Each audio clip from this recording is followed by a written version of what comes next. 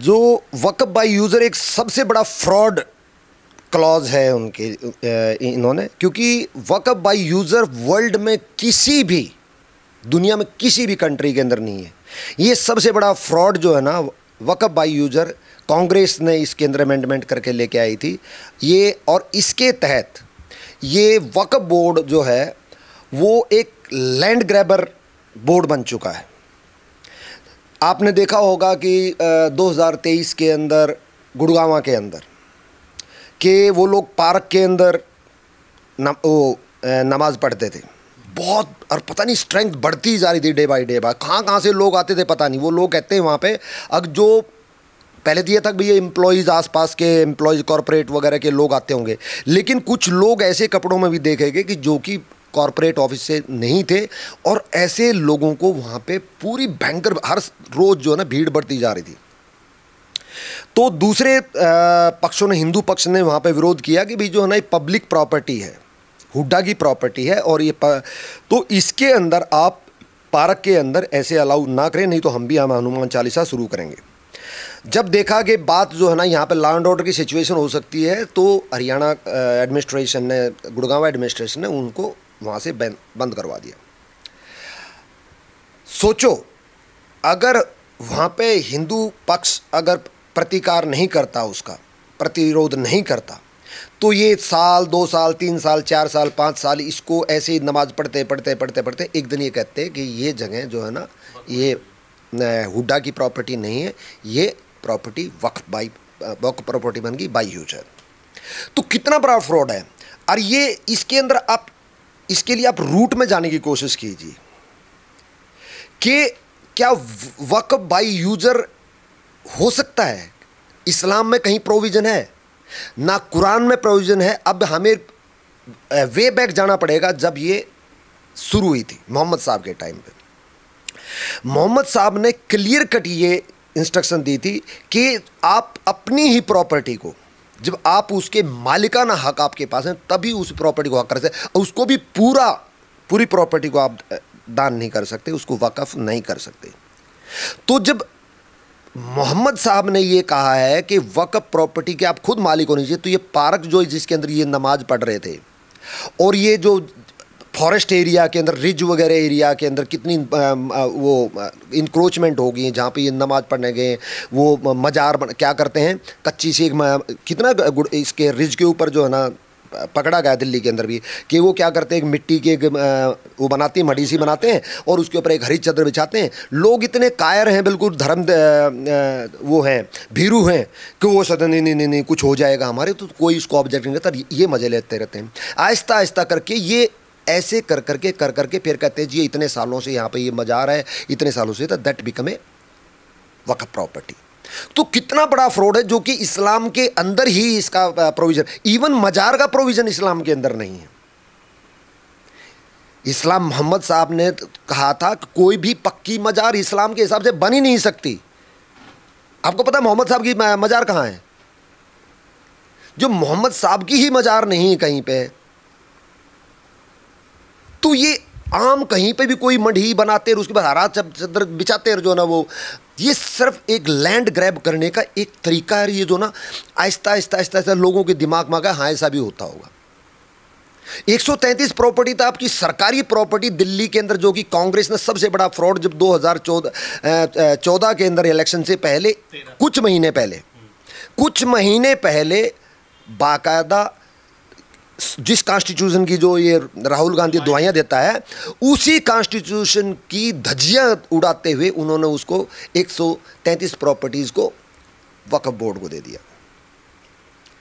तो जो इतनी गंदगी मचाई हुई है, उस गंदगी को आहिस्ता आहिस्ता साफ करते हुए जो है ना, ये मोदी गवर्नमेंट बहुत ही अच्छे इंटेंशन के साथ में, देश के हित के में, गरीब गुरबा मुसलमान के हक में ये अमेंडमेंट लेके आई। आप सर कह रहे हैं कि जैसे ये फ्रॉड होता रहा वक्फ बाय यूजर के नाम पे, लेकिन जैसे जो दलीलें दी जा रही हैं वहाँ पे कोर्ट में और तमाम सारी चीज़ें, सुप्रीम कोर्ट भी कह रहा है कि भाई इससे जैसे 200-400 साल पुरानी चीज़ें हैं, तो उसके कागज़ डेटा किसी के पास है नहीं, तो इससे उनकी आस्था और उनके साथ खिलवाड़ किया जाएगा, उनकी पुरानी जो हिस्ट्री है उसको मिट जाएंगी, फिर कैसे क्या? क्यों? हमारे गांव के अंदर हमारी प्रॉपर्टीज़ की कितनी पुरानी से पुरानी फर्दे निकालो निकालो, अंग्रेज़ों के टाइम से हैं ये। इवन अंग्रेज़ों से पहले भी रेवेन्यू का रिकॉर्ड होता था भाई, अंग्रेज़ों से पहले भी रेवेन्यू होता है, अंग्रेज़ों के टाइम पे तो प्रॉपर उसको मेंटेन किया गया है। तो जो प्रॉपर्टी, और मोर ओवर फॉरगेट अबाउट, आप वक़्फ़ उसी प्रॉपर्टी का कर सकते जो आप मालिक हैं, उस चीज़ को भूल ही जाओ। फिर रजिस्टर्ड है ना रजिस्टर्ड है, आप मालिकाना हक अगर नहीं है तो आप वक़्फ़ नहीं कर सकते हैं। जैसे आपको पता है जब यूनाइटेड हिंदुस्तान था 1947 से पहले, हिंदुस्तान में कितनी परसेंट पॉपुलेशन थी मुसलमानों की? 13%। और जब पार्टीशन हुआ तो उनको कितने परसेंट ज़मीन दी गई? ये नेहरू जी की मेहरबानी है, गांधी जी की मेहरबानी है कि 25%, डबल ऑफ देयर एंटाइटलमेंट, उनको प्रॉपर्टी दी गई। उसके बावजूद भी कुछ हमारे को कहते कि हमने मेहरबानी की कि हम यहाँ वापिस रह गए, वो यहाँ पे बैठे रह गए। सोचो उस 25% देने के बाद में जो उनको वहाँ जाना चाहिए था वो यहाँ पे बैठे रह गए, तो उसके एडिशनल वो ज़मीन भी इनके पास में रहेगी। फिर क्या था कि कुछ लोग पाकिस्तान चले गए, यहाँ पे वो प्रॉपर्टी इवैक्यूएट प्रॉपर्टी होगी, एनमी प्रॉपर्टी होगी, और उन्होंने उसके बदले में वहाँ पे पाकिस्तान में जो हिंदू छोड़ गए तो उस प्रॉपर्टी को उन्होंने जाके यहाँ के इस प्रॉपर्टी के बजाय उन्होंने वहाँ प्रॉपर्टी इन लिeu में ले ली।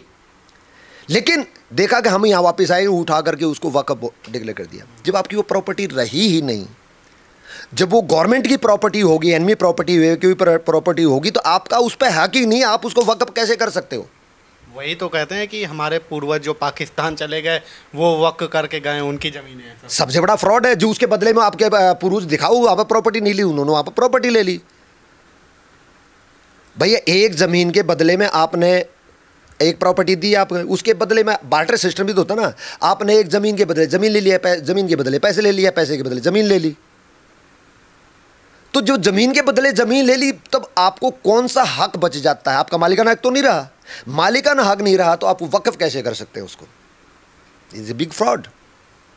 अच्छा सर, ये सुप्रीम कोर्ट जैसे मतलब तमाम सारी चीज़ों पे एक तरीके से अपन ना दखल दिया है, तो बहुत सारी बड़ी इमारतों पर भी वक़्फ़ ने अपना दावा कर रखा है, हाई कोर्ट वगैरह और तमाम सारी चीज़ों को, तो क्या ये सब चीज़ें सुप्रीम कोर्ट में नहीं मतलब कि सोचता? और क्या इसमें क्योंकि सरकारें जो है ना 1914 से पहले नपुंसक औरतें रही, सॉरी कोर्टें सरकारें रही, उनके अंदर दम ही नहीं होता। अपीजमेंट अपीजमेंट अपीजमेंट, ये कुछ भी करते रहे। कभी सरकारों ने बोला इनके खिलाफ? कभी बोला? कभी भी नहीं बोला। ये किसी भी चीज़ के पार्लियामेंट पे क्लेम कर दिया, दिल्ली हाई कोर्ट की प्रॉपर्टी पे क्लेम कर दिया, कैसी कैसी जो एक एक इंच इतनी वैल्यूएबल प्रॉपर्टीज़ को इन्होंने जो ना क्लेम कर दिया, और उसके बाद कांग्रेस सरकार उनको दे भी दिया। तो इससे बड़ा मजाक और क्या कहेंगे? जो उनके वक़्फ़ को जो क्या मोहम्मद साहब की इच्छा के खिलाफ भी जाएंगे क्या? मोहम्मद साहब की ही विश को ही, उसके जो उन्होंने जो जिस सोच के साथ बनाया गया है उसी को ही मान लो भाई आप। लेकिन नहीं, उसको मानोगे तो ये सारी जितनी भी ये फ्रॉड है वो सारा रुक जाएगा। लेकिन ये कन्वीनियंस करते हैं, जहाँ पे फ़ायदा है वहाँ पे मोहम्मद साहब भी एक तरफ जाओ, कोई लेना देना नहीं। तो ये सर जैसे कहा जा रहा है कि इसमें मतलब गैर मुस्लिमों का क्यों इस बिल में रखा गया है, लोगों को इसमें काम नहीं है, ये तो हमारा मतलब कि एक तरीके से धर्म के साथ छेड़छाड़ हो जाएगी, हमारे मजहब के मसले के साथ छेड़छाड़ कर दी जाएगी। इस एक्ट के अंदर अगर आप पढ़ेंगे तो इसके अंदर कहीं पे भी रिलीजियस आपकी जो एक्टिविटी है, आपकी धार्मिक जो स्वतंत्रता पे कहीं पे भी छेड़छाड़ नहीं हो रही। आप कैसे नमाज पढ़ेंगे, कहाँ पढ़ेंगे आप, और ये आपका कैसे मेंटेन करेंगे आपकी मस्जिद को, मदरसे को, उसमें इस एक्ट के अंदर कोई लेना देना नहीं है। इस एक्ट के अंदर जो प्रॉपर्टीज़ हैं, जो ये लुटेरे इस पे बैठे हुए थे, ओवैसी जैसे, अमानतुल्लाह जैसे ये लोग जो बैठे हुए थे, जितने भी आज तक मेंबर ऑफ पार्लियामेंट मुस्लिम रहे हैं, जो इनके वो हर कोई आप रिसर्च कर लीजिए, हर के पास वक्फ की प्रॉपर्टीज़ हैं। मैं तो ये कहता हूँ सेंट्रल गवर्नमेंट से कि एक एसआईटी फॉर्म की जाए जिसके अंदर CBI, ED, income tax, revenue authorities और आर्कियोलॉजिकल सर्वे ऑफ इंडिया, ये इनकी सबकी एक कंपोजिट टीम बनाई जाए, बड़े ही इंटेलिजेंट और बहुत ही दिग्गज ऑफिसर्स की, और पूरे के पूरे हिंदुस्तान की इंक्वायरी की जाए गहरे से। आप सरप्राइज रहेंगे जितने भी, क्योंकि इसके लोकल के मेंबर ऑफ पार्लियामेंट, एमएलए और वो जो हैं उसके बोर्ड में होते थे, सब ने प्रॉपर्टी, क्योंकि मुतवल्ली वो सब। अब ये देखो इसके अंदर बेसिकली पर्पस क्या था, जो ये कॉन्सेप्ट जो शुरू किया था मोहम्मद साहब ने, कि जो गरीब गुरबे हैं, यतीम हैं, जो बेवा औरतें हैं, जो तलाकशुदा औरतें हैं, जो बुजुर्ग हैं जिनकी कोई देखभाल करने वाला नहीं है, जो भी मतलब जिनको गरीब है, जिनको ज़रूरतमंद है, उस ज़रूरतमंद के लिए ये एक बोर्ड बनाएगा ताकि उसमें प्रॉपर्टीज़ को ये मैनेज करे, उस प्रॉपर्टी से फ़ायदा जो होगा वो इनका उत्थान करे, एजुकेशन देखें, उनकी हेल्थ देखें। लेकिन आप एक नाम दे दीजिए किसी भी वक्फ बोर्ड, कोई स्टेट वाइज बोर्ड भी होता है, एक सेंट्रल बोर्ड भी होते हैं, किसी भी स्टेट बोर्ड ने, सेंट्रल बोर्ड ने आज तक एक स्कूल, एक कॉलेज, एक यूनिवर्सिटी, एक हॉस्पिटल, एक मेडिकल कॉलेज, एक इंजीनियरिंग कॉलेज, एक लाइब्रेरी बनाई हो तो नॉट इवन ए वन। आज के दिन ये जो स्टे भी हुआ, इसका कॉन्सिक्वेंसेस क्या होगा मुझे नहीं पता। अगर ये एक्ट नहीं आया, कल भी मतलब जो है ना, ये काला दिन था, ये स्टे होना भी काला दिन है। कल भी काला दिन था, ये स्टे जो किया गया है। किसके लिए काला दिन है? मेरे लिए, आपके लिए, या ओवैसी के लिए, या उस किसी और के लिए नहीं। अगर होता या ना होता तो ये काला उस महरूम जरूरतमंद गरीब मुसलमान के लिए काला दिन था, क्योंकि उनको एक किरण नजर आई थी कि अब उनके बच्चों को मदरसे में नहीं जाना पड़ेगा, उनको अभी स्कूल मिलेगा, क्योंकि गवर्नमेंट ऑर्गेनाइज करी। जैसे आप तिरुपति श्राइन बोर्ड चले जाइए, आप वैष्णो देवी श्राइन बोर्ड से, वो अभी मेडिकल हॉस्पिटल बनाया था इसमें, बागेश्वर नहीं, वो तो कर उसकी पर्सनल वो है, जो ये वैष्णो माता श्राइन ने हॉस्पिटल बनाया है, कॉलेजेस बनाए हैं तिरुपति बालाजी श्राइन ने, जबकि ये प्राइवेट, मतलब कि अपने हिंदुओं का पैसा है। नहीं, हिंदू का पैसा है, लेकिन उसको गवर्नमेंट ऑर्गेनाइज कर रही है। तो वहाँ पे उन्होंने उसमें से हॉस्पिटल, कॉलेजेस, इंस्टीट्यूट बनाए हैं।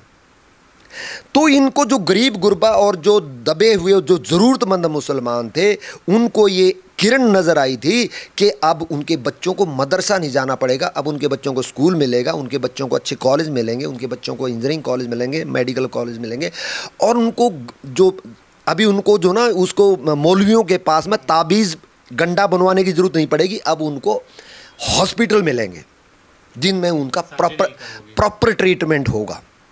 लेकिन वो ये कपिल सिब्बल, मनु सिंघवी, धवन और ये आपके ये ओवैसी, ये जो बड़े बड़े इकोसिस्टम है ना, ये तुरंत आगे खड़े हो जाते। सोचो पहले दिन ही आगे खड़े हो गए थे। इवन सोचो इतने ज्ञानी है वो, लेकिन उतना भी वो कितना बड़ा फ्रॉड है कि राष्ट्रपति की असेंट्स के से पहले पिटीशन डाली नहीं जाती, लेकिन इन्होंने सुप्रीम कोर्ट की रजिस्ट्री के अंदर प्रेसिडेंट की असेंट से पहले ही पिटीशन डाल दी गई थी। तो इस पे भी तो कुछ मतलब सुप्रीम कोर्ट बोल सकता है अगर बोलना चाहे। नहीं, उसको एक्सेप्ट नहीं करेगा वो न्यूयॉर्क पर, बाद में असेंट मिल गया है तो फिर वो मेंटेनेबल हो जाता है। लेकिन कमाल की बात देखो ना, इनका इकोसिस्टम देखो। नहीं सर, ये तो ठीक है, लेकिन कह रहे हैं कि इसमें नॉन मुस्लिमों का क्या काम है? क्या बाकी जो बोर्ड हैं, बाकी जो धर्म है, मान लीजिए हिंदू धर्म है, क्या जैसे सदन में भी कहा कि क्या राम मंदिर पे वहाँ पे मुस्लिमों को जगह दी जाएगी वहाँ पे, क्या इस तरीके की चीज़ें? ये बात ठीक है कि बोर्ड के अंदर सरकार ने प्रपोज किया है, उसके बाद ये वक्फ काउंसिल के अंदर 2 नॉन मुस्लिम रहेंगे, और इन्होंने ये इशू, ये एक प्रेसिडेंस मेंशन किया कि भाई जो हिंदू कोई भी इंडोमेंट है उसके अंदर है, या गुरुद्वारा प्रबंधक कमेटी उसके अंदर मुस्लिम्स नहीं है, तो इसके अंदर क्यों होना चाहिए? उसके अंदर मुस्लिम नहीं होना चाहिए, क्योंकि गुरुद्वारे का प्रबंधक कमेटी को ले लो, गुरुद्वारा प्रबंधक कमेटी किसी सिख की भी और किसी दूसरे नॉन सिख की प्रॉपर्टी पे जाके ये नहीं कहती ये हमारी है, तो मुस्लिम उसमें क्यों होने चाहिए जब मुस्लिम को वो टच ही नहीं कर रहे? हिंदू एंडोमेंट है, तिरुपति बालाजी बोर्ड है, माता वैष्णो देवी श्राइन बोर्ड है, कभी कोई इशू सुनने में आया कि उन्होंने जाके किसी मुसलमान की या हिंदू की या सिख की ईसाई की प्रॉपर्टी को कहा ये हमारी है? कभी सुनने में आया? तो उसमें मुसलमान क्यों चाहिए? लेकिन वक्फ बोर्ड ने हिंदुओं की जमीन सिखों का करनाल, इसमें हरियाणा के अंदर गुरुद्वारा बता दिया, केरला के अंदर चर्च बता दी, इन्होंने उनके धार्मिक स्थलों को, आम जनता को की प्रॉपर्टीज़ को ये बोल दिया ये हमारी है। तो भैया जब आप उनकी प्रॉपर्टीज़ के ऊपर गिद्ध की तरह से नज़र रखा के इलीगल तरीके से उसको अपना बता रहे हैं, अब 14 साल पुराना तमिलनाडु के अंदर एक गांव को पूरा अपना बताया, जबकि कभी कोई मुसलमान वहाँ रहा नहीं। सोचो, इन्होंने अपने जो है ना वक्फ बोर्ड का जो का रजिस्टर था उसमें चढ़ा दिया। फ्रॉड। एक मंदिर को, कितने 100 साल पुराने मंदिर को इन्होंने अपने उसमें बता दिया।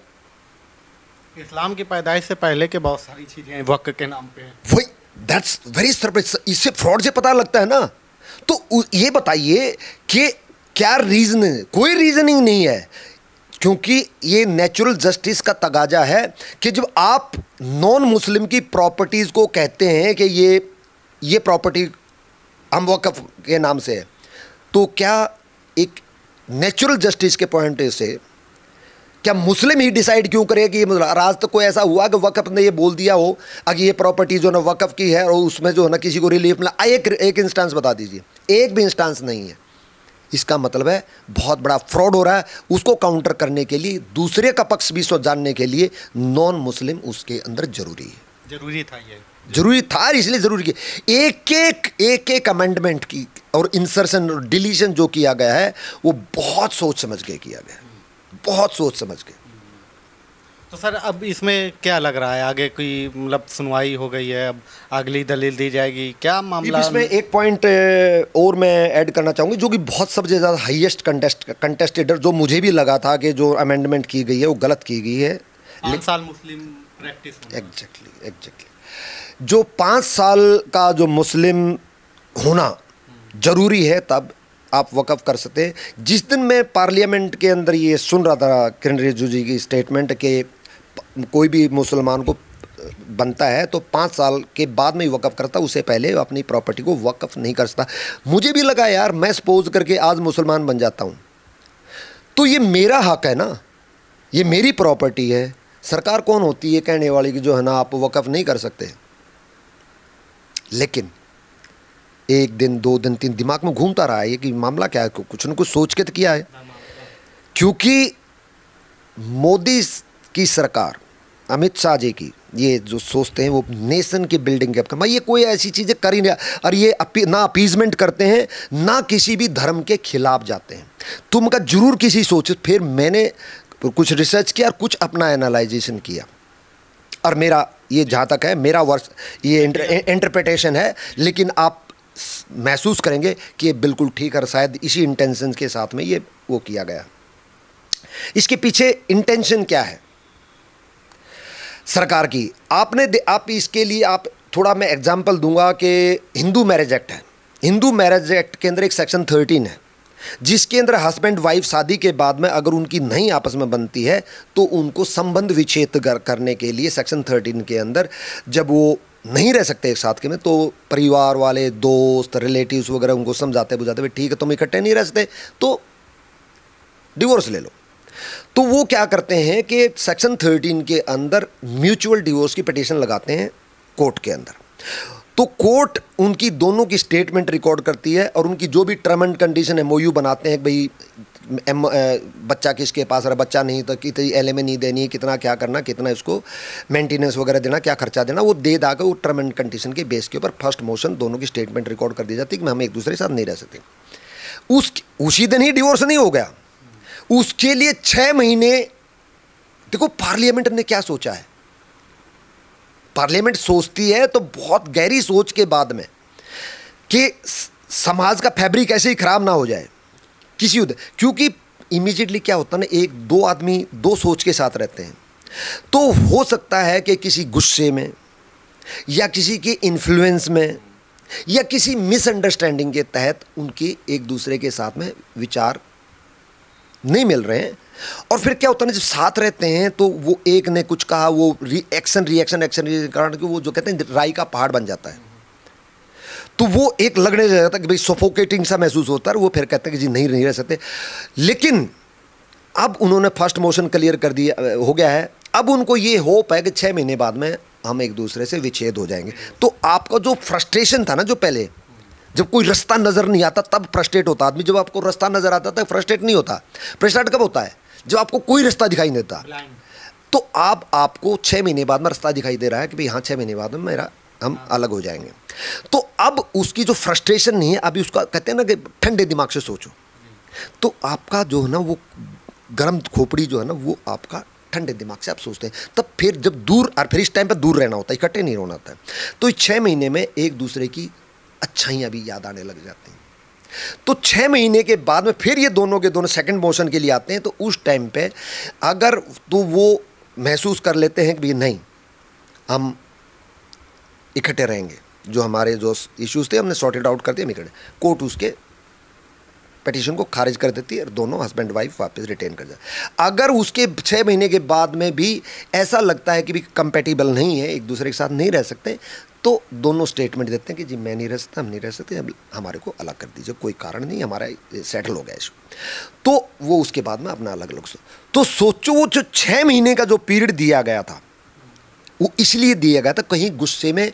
तो यहाँ पे भी हो सकता है कि मुसलमान तकरीबन जो ना धर्म परिवर्तन होता है वो कोई फिलॉसफी को लेकर के कोई नहीं कन्वर्ट करता है, वो तकरीबन जो ना खास करके क्रिश्चियन जो बनते हैं, इस्लाम बनते हैं, जो क्रिश्चियन बनते हैं, वो पंजाब वगैरह में देखा होगा लोअर जाति के लोग हैं, तो ये कहते हैं कि जी हमारे को जो है ना हिंदू धर्म में या सिख धर्म में हमारे को जो है ना रिस्पेक्ट नहीं मिल रही, हमारे को मंदिरों में ये कहा या मेरे को नीचा समझा जाता है। हालांकि वहाँ जाके भी वो उनको वही रहता है, लेकिन वो गुस्से में जो भगवान बाबा साहब अम्बेडकर ने भी जो ना कहा था कि मेरे सारे जो है ना एससी जो है ना सारे बौद्ध में कन्वर्ट हो गए, तो वो क्यों गुस्से में हुआ ना। जय रावण भी बोलता गुस्से में तो बोल रहा है ना कि बौद्ध कन्वर्ट हो जाए, हिंदू धर्म को छोड़ दो।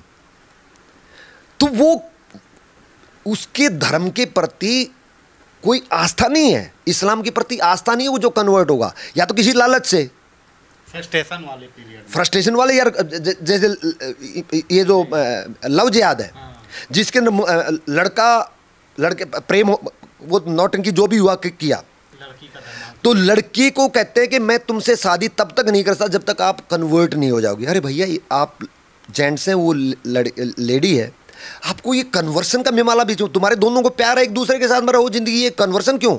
लेकिन बहुत बड़ा फ्रॉड है। तो वो उस लड़की को वॉलंटियर नहीं है, लेकिन उसकी मजबूरी है कि वो कन्वर्ट होगी। तो ये जो कन्वर्सन जो है ये 99% जो है वो इन्फ्लुएंस्ड है, फोर्स्ड होता है। तो आज मैं कन्वर्ट हो गया, तो ये कूलिंग पीरियड है 5 साल का, ताकि मैं सोच सकूं, समझ सकूं कि भी अगर मैं ठीक 5 साल के बाद में मुझे पाया कि भाई मैं इसमें ठीक आया हूं, तो 5 साल बाद में वर्कअप हो जाएगा। कौन रोक रहा है आपको? अगर मुझे लगा 5 साल के अंदर कि भाई नहीं मैं गलत फंस गया हूं, तो आपकी प्रॉपर्टी अभी भी आपके हाथ में है।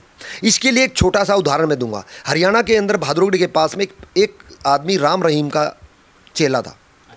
उसने 25 एकड़ जमीन राम रहीम को दान की। दान के बजाय वो क्या करते हैं, रजिस्ट्री करवा लेते हैं, बहुत सोचते ताकि डिस्प्यूट ही ना रहे कोई भी। 25 एकड़ जमीन उसको अपने नाम डेरे के नाम से लिखवा ली। लिखवाने के बाद में अब वो बंदा वहाँ पर 25 एकड़ का डोनेट किया, वो किया है, तो मतलब उसको बहुत इंपॉर्टेंस थी। कुछ दिन बाद में और बेवकूफ़ उस जैसे आ गए तो उसकी इंपॉर्टेंस कम होगी। जब उन्होंने देखा तो मेरी तो कोई इंपॉर्टेंस भी नहीं। जब घर जाकर देखा तो वहाँ पर जो ना बच्चों की स्कूल की फ़ीस है, ना बच्चों को खाने को दाना है, ना उनका कपड़े पहनने को कपड़े, जो 25 एकड़ का मालिक था। उस बंदे ने फिर DC वकीलों के पास में, ये मेरी नॉलेज में भी इस कारण से आया था। वकील होने के नाते ही मेरे पास में कंसल्टेंसी के लिए आए थे। क्या किया मैं, कुछ नहीं किया जा सकता अभी, आपने रजिस्ट्री की है।